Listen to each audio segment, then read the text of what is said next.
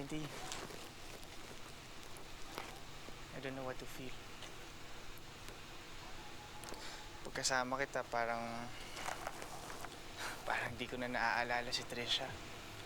Parang kumpleto na lahat.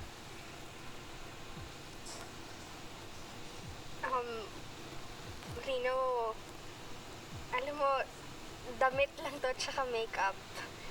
Baka naman sinasabi mo lang yan dahil gusto mo lang yung itsura ko ngayon.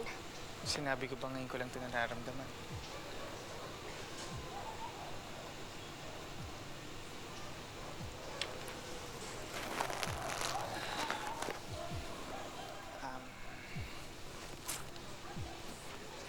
Anyway, why don't we try? Baka mag-work. So, susubukan natin?